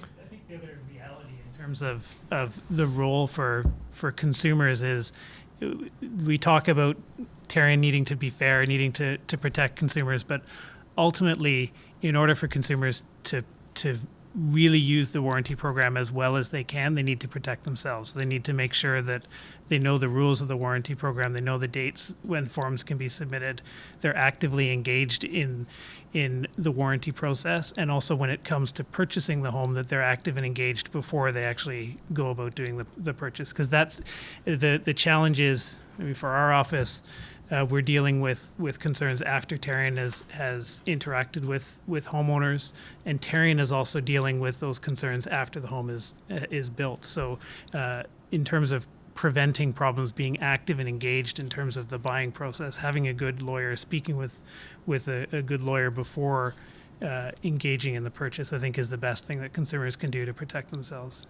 I'd also like to put a plug it for our online process, My Home. When I started 9 years ago at Tarion, I would get 2 to 3 letters a week outlining that I missed my deadline, I didn't realize it, I'm a day late, I didn't file this form along the way. And when we put this system in place, and I think, I don't know, it's over 95% or so? I think it's about 94, 95%. 95% people, all forms are coming in through My Home. It has a reminder system, it tells people when their dates are due, it deals with all those types of issues. So I'd certainly say the number of issues that I have had to deal with it has diminished like dramatically in terms of going from maybe 3 a week down to nothing. And I think it's been a great help in terms of helping homeowners manage the program. So if you haven't bought your home or you're early in the process, get familiar with My Home. It's really there to help you. It'll guide you through a good piece of the process. That's not to negate, I think, Ian's recommendation about having a good real estate lawyer and understanding what you're getting into and all the different aspects is very, very important. But I think there's a lot of things we've done over the last 9 years to help make the process easier on home buyers. I'll also point out that for those of you who are watching like Minnie who are interested in contract homes and understanding it more, we have a lot of material on our website. We've produced videos, we have brochures, we write blogs on this topic. If you go to tarion.com, you can find that material there. And as Ian said, help educate yourself. We have a question that has come in from Raj. Kevin, I'm going to throw it to you. It's about major structural defects. I'm not sure if we've touched on this earlier already. I think we have, but for new homes, Tarion offers warranty to major structural defects between 2 and 7 years. What constitutes a major structural defect? How about water penetration? Is there any coverage? So the warranty coverage we've talked briefly about tonight, you have a 1-year warranty, you have a 2-year warranty, and you have a 7-year warranty. The 1-year warranty typically is covering workmanship and material, defects in workmanship and material. A 2nd-year warranty is actually where the water penetration comes in. So under the 2nd-year warranty, you have water penetration warranty through the building envelope, but it also covers distribution systems, whether that's your heating or your cooling or your plumbing or electrical systems. That's something that's covered under your 2nd-year warranty. And then the major structural defect warranty is your 7-year warranty. And major structural defects could come in varying sizes instances, basically we have a three-pronged test. We talk about whether or not there's a failure, whether or not there's a function issue, or whether, in fact, there's a use issue. And so the failure issue, it really is there a failure of a structural bearing component of your house? If there is, chances are that's going to be a major structural defect. Another one is the function. Is there a part of your house that functionally is not going to be able to withstand a certain load-bearing portion of it? So it's not that there's a defect, but it's not going to be able to handle that. And so that's the function test. And then the last one is the use test. And what that is if there's a significant portion of your house that you're not able to use due to a defect, then that's another issue that may end up being a major structural defect. And we've said this before, and I'm going to reiterate it. If you're not sure about whether or not it's a major structural defect, make sure you fill out a statutory warranty form and submit it to us. And you can also call us. So you can call into our contact center. You can talk to one of our technical representatives. Once again, that's at 8779-TARION, and talk about what the issues are. But to preserve your warranty rights, you need to submit a statutory warranty form. Yeah, I would just add to that. There have been cases where Tarion has accepted a water penetration issue as meeting a major structural element of the major structural defect test. It really depends on the facts of the case. In a situation where there's massive water penetration into the home and the home can't be used for its intended purpose, for example, that could meet that test. And to just add on to what Kevin said, there is a resource on the Tarion website, which is a major structural defect interpretation guide, and it does give some more detailed explanation about how the tests work. And I encourage the viewers and the person who's asking this question to check that resource out, because it may answer some of those issues. Peter, I'm going to ask you to take on this next question, which has just come in. And we've touched on this, but maybe we need to take it right down to its basic element. The question is, what does Tarion registered mean? What does an illegally built home mean? Okay, so Tarion registered builder means that the builder is a builder who's building a new home, and the home qualifies for coverage under the legislation. And because of that, they're required, if they're building that new home, they're required to register with Tarion before they do that construction. And the reason they have to register is so that we can post that information on the registry, and we can do an assessment of that individual's technical competence, financial ability, and their honesty and integrity to assess whether they meet the elements of registration. So that's on the licensing side. You are an illegal builder in the province if you are constructing new homes, which would qualify for coverage, and you fail either to register with Tarion, so you're an unlicensed builder, you're building without a license, or alternatively, you have a license, but you fail to enroll, you fail to tell Tarion that you're building the home, and you fail to pay the fee to Tarion to enroll it so that we have a registration for that specific home, and we know that that homeowner has a warranty start date. So there's two aspects of illegal building. One is the builder who is a rogue builder, who's an unlicensed builder, and the second is the builder who has a license but is failing to enroll. So this might even be a follow-up question then to that. It's just come in from Julie. It really talks about the process, the warranty process that we have. Asks, why is the home warranty structured so that there's a registration, a 30-day form, a 1-year and 2-year form, a 7-year form? Talks about another consumer product. When you buy a $30,000 or $100,000 car, there's a warranty period with that purchase. Why does the home buyer have to complete forms for that process to work here at Tarion? Do you want to address it, or you want me? Yeah, I can start with that. We used to have a process where a homeowner could submit as many forms during that period as they wanted to. And what it was found is that that was very burdensome for both the homeowner and the builder to keep track of where things are at. Keep in mind, it's a limited warranty. The warranty that Tarion backstops is very similar in the fact that other jurisdictions within Canada also have limited warranties. So there's a limited warranty. And it's one of those things that the majority of builders will fix all those deficiencies regardless if a homeowner has filled out a 30-day form, whether they filled out a year-end form or a second-year form. Remember, the warranty that we backstop are the minimum requirements. The majority of builders go above and beyond that, meaning they fix the deficiencies quicker than the 120-day repair period that a builder is allotted. They will fix deficiencies even if they're not submitted on the 30-day form. And I think a lot of builders also will fix things even if they are outside the mandated warranty limits that are mandated by Tarion. Can I draw another distinction too? And I think this is really, really kind of important. Kevin said this earlier, it's the builder's warranty that's provided. So you can submit as many forms as you want to a builder. You can deal with them as many different ways you want along the way. What Tarion is the backstop provision. And so in order to enact the provisions of the backstop, there are rules. So it's not the similar issue of taking your car into the dealership for a warranty. You can go to your builder, and you should be contacting them at any type of issue. You should be having a conversation with them, letting them know if there are issues with your home.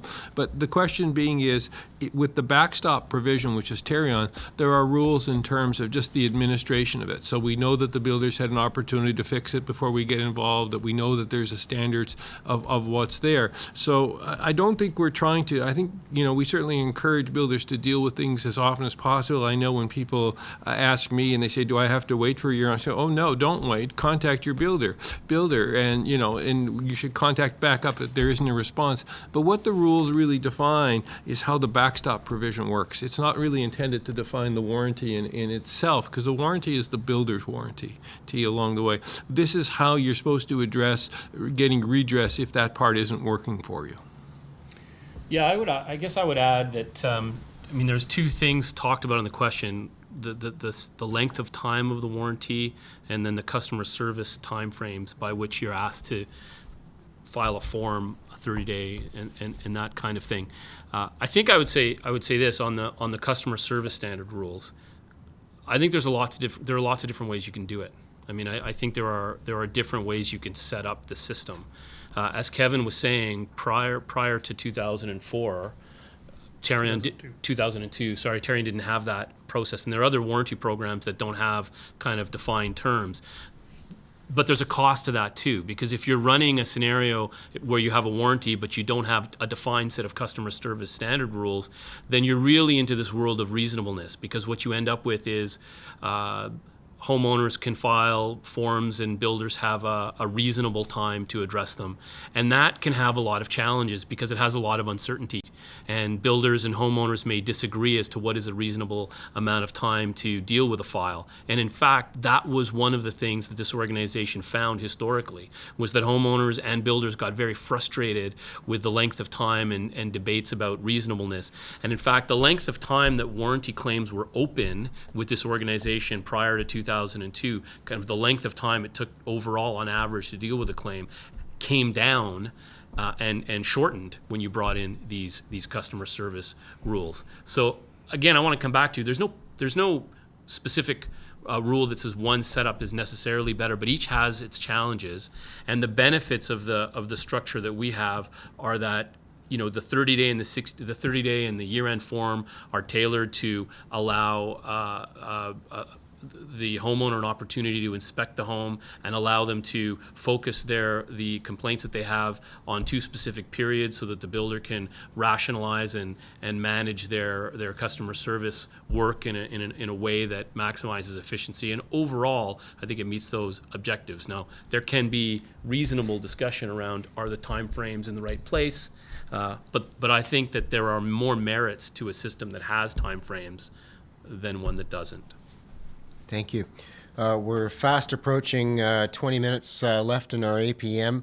I'll remind you again that if you've got questions of a general nature, send them to events@tarion.com. If you have questions of an individual specific nature, you can send those as well. We have warranty services representatives who are standing by, who are prepared to reach out to you. If you can provide a phone number, that would be great, and deal with your individual questions. Another question just came in from a gentleman by the name of Herman. Is a pre-delivery inspection a mandatory requirement of the Tarion warranty, and must it be offered by the builder before purchase? That sounds like a Kevin question. So the PDI is the responsibility of the builder. So a PDI is not, PDI is a pre-delivery inspection. That is the responsibility of the builder. There's not a Tarion statutory warranty that is the pre-delivery inspection. So all builders are supposed to do a PDI with their homeowners.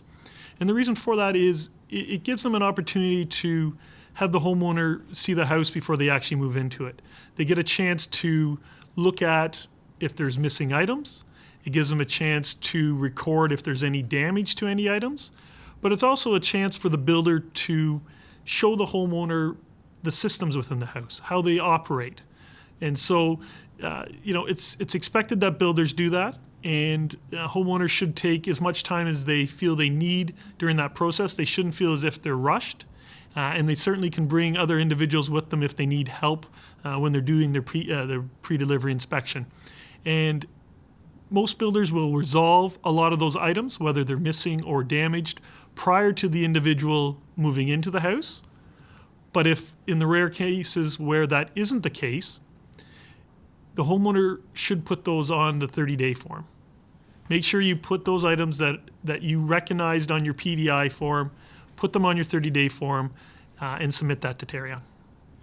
One of the other places the PDI plays an important role is often we find that there can be disputes, and dispute comes from, was this damage caused by the move-in of the homeowner into the home, or was it already pre-existing? So taking your time to take a look at it, I would encourage taking photographs of things like floors and walls just to make sure that you have an accurate record. I think the builder will do the same thing to make sure they have an accurate record of how the home was delivered over.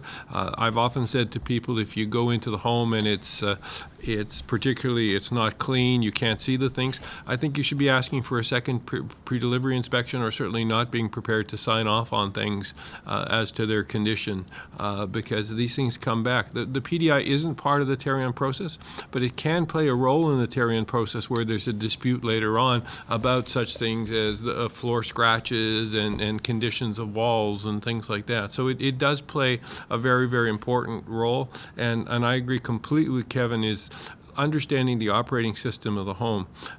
Too many times we find that people don't fully understand how to operate their home.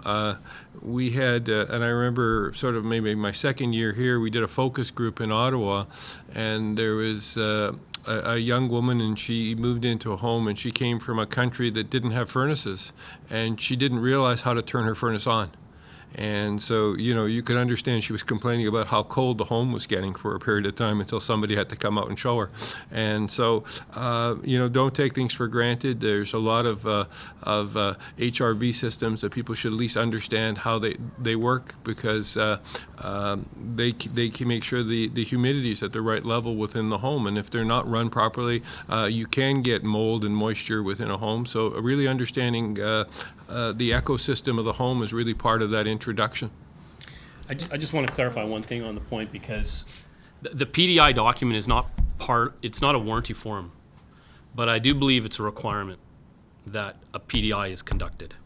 If I'm wrong on that, we will correct that. But you're right on that. I want to be clear, just because there's two different points we're making. The PDI is a requirement, but it is not a Tarion form. So when you go through your home and you identify 10 issues on the PDI, Tarion doesn't receive that. It's only if you carry that forward into the 30-day form. So why do we have a PDI? It's, as Howard said, there's a number of reasons for education purposes, and also it can be an evidentiary. It can help you identify if there was a damage. There are good reasons for the PDI. It is a requirement, and if the builder is not doing the PDI, that is something that you can inform and advise Tarion of. We would then speak to the builder and ask them, why did you not do a PDI? And it may be an education issue for the builder, where Saloni's group may work with that builder to try and make them understand the issues and the requirements for the PDI. And if it's a pattern of behavior where the builder is consistently avoiding the PDI, that could result in licensing sanctions. Is that fair, Saloni? Absolutely. In fact, thanks, Peter.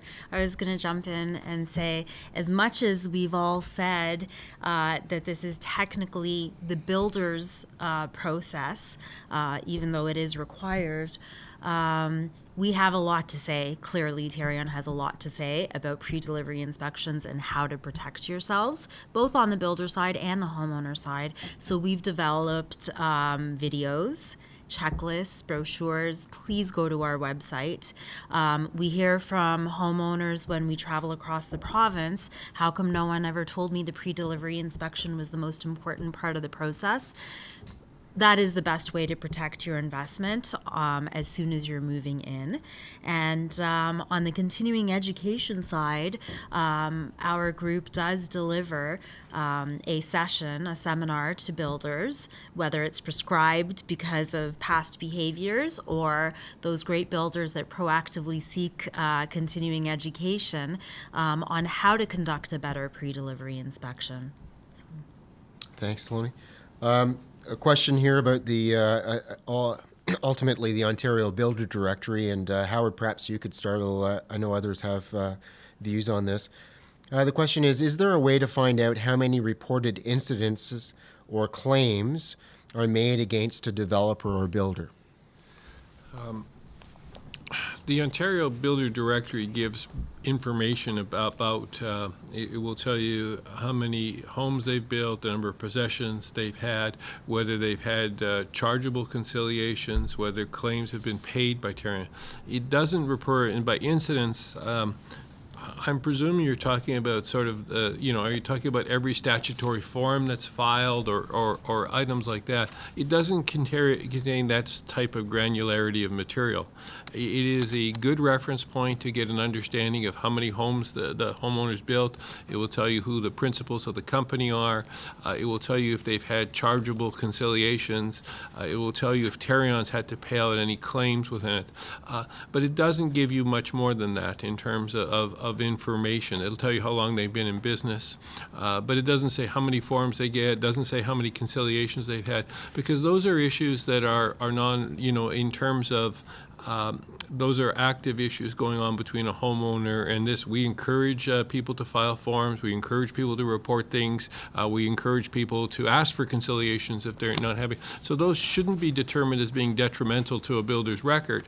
But what we do think is when you look and see whether there are chargeable conciliations, whether there are claims paid, those could be considered to be detrimental to a builder's record. So when you ask about incidents, I'm presuming you're looking for more than that type of information. I don't know, Saloni, if you have any more you'd add on that. I would on a couple of fronts. I mean, a real key function of the Ontario Builder Directory is to see if your builder is licensed, period, full stop. I mean, we've just spent a lot of time talking about the pitfalls of illegal building across our province. So if you don't find your builder's name on our directory, that's a huge red flag right there.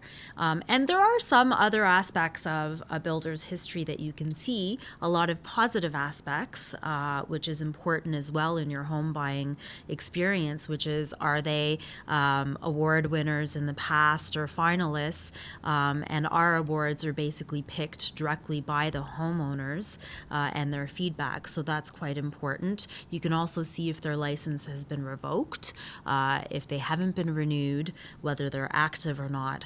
But most importantly, if the reason you're asking this question is because you're trying to figure out how to research whether to engage with a particular builder, one of the things that we tell homeowners all the time, go knock on doors in the neighborhood that they've just finished a bunch of houses at, because we know it's human nature. We're quite willing to share our stories, especially if we haven't had the best experience. And who better to ask than previous customers for those builders? I have a question here that I'm going to throw to you, Kevin. It's about technology. I know technology is not your field, but it relates a little bit to warranty services. In the sense, can you please tell us about the use of technology at Tarion? How does Tarion use technology to make it easier for homeowners to take advantage of the warranty process? And I'm thinking of things like My Home and the My Home app. Howard briefly talked about the My Home computer system that we have and that we implemented a number of years ago, and that certainly is something, a platform that we're using that shows that we are an organization that is always looking to make things better, to make things easier for the consumer as well as the builder. And so to touch a little bit more on the My Home, if you're submitting a form, we want you to submit it through My Home. It's electronic submission. You get reminders electronically, and then it just basically tells you when your warranty timeframes, the important warranty timeframes that you have, and the responsibilities that you need to be aware of. The other piece is something recently that we've dealt with is the My Home app, and basically that's an app that consumers can now download onto their smartphone. And what it allows them to do is it allows them, as they're walking around their house looking for the deficiencies to put on their 30-day form or their year-end form or second-year form, they can actually take pictures with their smartphone and download those pictures automatically into their My Home account. So there's no longer transferring them to your computer from your smartphone. And something that we're just working on right now that we're going to be implementing shortly is our inspection management system. And it's an electronic system that we are using for our field reps so that it's going to allow them to manage their calendars better, so that they're going to know, if they have an inspection in Windsor, they're not going to have an inspection in Toronto on the same day. So we have some electronic platforms. So when a homeowner requests a conciliation, it's going to be done through electronic system that's going to make things more efficient. Great. Thank you, Kevin. Question, maybe Saloni, you can start this, and Kevin might jump in. Others too. The question is, what responsibility does a builder have to properly repair items that were indicated on the first and second year warranty forms that were supposedly fixed and thus removed in good faith from the first and second year conciliation inspections, but continue to cause problems, such as water leakage due to initial poor installation of chimney bricks? What will Tarion do to ensure the builder does in fact repair these items properly? So it goes to warranty and warranty repair? It does, but if it's been removed from a form, it's a little challenging for us if we don't see it on a statutory form. And we always encourage consumers to make sure that they protect their rights by going through our process and keeping things on a form. If by the end of the builder repair period, it is indeed fixed while it's still on the form, then that's great. We don't need to get involved. But if it's never been on a form, it's been removed, it's very difficult for Tarion to make an assessment or to help you. That being said, any part of our process, we always encourage homeowners to continue to work with their builders before they come to us, after they come to us. Once again, we keep saying this is the builder's warranty. And listen, this whole process, this is about a relationship between the builder and the homeowner. You are the customer, and great builders, like any member of any industry, value their reputation and want repeat customers, and so they're quite happy to service you whether it's on the form or not. To go into the repair aspect of this, there is an informal industry-wide policy that we've had for years, not only recognized by us, but by builders and the License Appeal Tribunal, that repairs that have been made and have, for whatever reason, failed, they are warranted for 1 year. That being said, it is an informal, unwritten policy, so we've been working for the last couple of years with our stakeholders, and some of you were kind enough to spend your time putting in written submissions during our formal consultation process, and we're moving towards a written policy to make sure that there is better protections in place for consumers, but it also adds more clarity for our own staff and for builders, so that there are no gray areas and that there is a policy that we are in fact able to enforce. I just want to add one quick comment to that, Michael, is that if this individual feels that they have been deceived into removing items from a form or canceling a conciliation because the builder has made promises or did a repair that lasted, a day or 2 days, they should certainly be contacting us and letting us know the details. Once again, the majority of builders make repairs. Those repairs last the test of time. If those repairs fail, the majority of builders will go back in and will fix the items again and again, even if it's not on a statutory form. But if this individual feels that builder has made promises just to get by the timelines for a consumer to officially get Tarion involved, and then all of a sudden chooses not to do anything, they should certainly be contacting us and giving us some more details. Yeah, I think I just want to echo that. I think first remember it's a 2-year warranty for water penetration, so if they're within 2 years, they can still restart that claim. But and again, I want to echo what Kevin said. The vast majority of builders are resolving all of the scenarios. But if this is something where the builder, where the homeowner believes they're deceived, that could be an honesty and integrity issue. We expect builders to meet their undertakings. It could also be a technical competence issue, because if the builder isn't able to do the repair, that's a technical competence issue. So there could be elements on that side of the ledger. And so homeowner in that situation, we can't promise or assess what the outcome would be, and it will be, and it may be that we're unable to assist. But I would still encourage a homeowner finding themselves in that situation to contact Tarion. So, Greg, to that point, if you're participating at the moment, this was a pre-asked question. If you could provide us with contact information, assuming that we don't have that right now, then that would be great, because one of our warranty services representatives could reach out to you. A question just came in from Vibart. Where does Tarion get its funding? And is there any kind of conflict of interest? Sorry, let me just scroll down here. Any kind of conflict of interest between builders and Tarion? Howard, perhaps you want to take this on. Sure. Tarion funding comes primarily from 3 places. The first is there's enrollment fees for every home that's enrolled. That's paid by the builder to Tarion for the backstop. As I said earlier, that's often collected as an adjustment from the purchaser.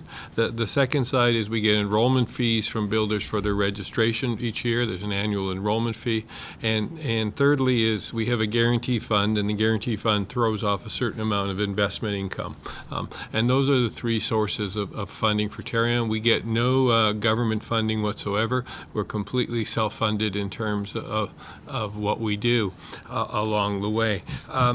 I don't believe there is a conflict of interest. The program is mandatory. All builders have to enroll. You have to put your in. It's not like we're soliciting clients. We're not looking for a client-Tarion relationship along the way. Okay? And I think that allows us to do our jobs without having a conflict in terms of being concerned about where our revenue source comes from. Another question just came in. Which I think maybe, Peter, you're best to take this one on first. Why does it appear that a builder is registered 3 or 4 or maybe more times with Tarion? So the builder directory, one of the things that happens when you type in a builder's name in the builder directory is it pulls up the registration for that builder and any registration of any company that is associated with that builder, where they share principals, officers, and directors. So if you type in Acme Builder Co. and you type that into the builder directory, you may get Acme Builder Co. registration. You may also get all of the other associated companies that have registered. Now, why that happens, why does a builder operate with more than one registration, really is a business choice. Many condominium builders will incorporate a single purpose entity, a specific company for each project that they do, and that's how they operate their business.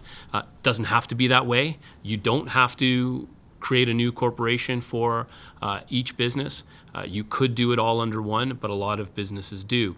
Now, one of the questions that comes up is, can builders avoid their regulation? Can they hide their history by by incorporating different companies? And the answer is no, because we include all that information together, which is why you'll see it show up a whole bunch of times when you look it up on the builder directory. I will quickly point out, too, that we're making some improvements to the builder directory, and one of those improvements is being able to search officers and directors of a company in a more easy, more intuitive manner. We are fast running out of time. I'll throw one more question. Peter, I'll throw this to you because I think it's an important question. It first shows that there's a potential builder who's watching, and I'm sure there are others as well. But it's a fairly substantial question. It gets right to the heart of what we do on the regulatory side. This comes from Sterling. The question is, how do I become a registered builder, and what are the benefits of this certificate? So remember that the registration is an obligation that you have to register if you are going to be building new homes and selling new homes to Ontarians. You have to register. It's not a choice. If you don't register, then you're operating illegally. So this isn't a certificate that you're getting voluntarily. It's a requirement of the statutory and consumer protection legislation that's there. How do you do it? You contact Tarion, and if you're a freehold builder, there are educational requirements you go through. If you're going to be a condominium builder, there is a specific interview and a process that you go through where we look at your competence and the nature of the business that you're proposing. We look at your financial background, your technical competence, your business acumen in order to make an assessment of your license. It's a very involved process, and the information for you is available on My Home. If you click on the section of the Tarion, sorry, I said My Home, I meant the Tarion website. If you click on the Tarion website, there's a section for builders. And if you click on that, all of the elements and aspects of how you register and the requirements for registration are set out. In addition, there's contact information where you can contact a member of our licensing department who will take you through and explain that information. And in addition to that, again, Saloni, from your perspective on stakeholder engagement, answering this kind of question is something that you guys are doing all the time. Great. That brings us to the end of our 2016 or 2017 annual public meeting. I'd like to thank all of you for participating this evening. Some excellent questions. I hope we were able to answer them to your satisfaction, given the extended Q&A session that we had. Please note that if we didn't get to your question, a question that is different from any one that we've already answered, we'll be following up with you in the next few days if it's an individual question. We will also be posting them to our website on You Asked Us. And this particular program will be posted to our YouTube channel in the next 7 days. So for privacy reasons, of course, we weren't able to address specific questions, as I said earlier, but we will be having staff follow up with you.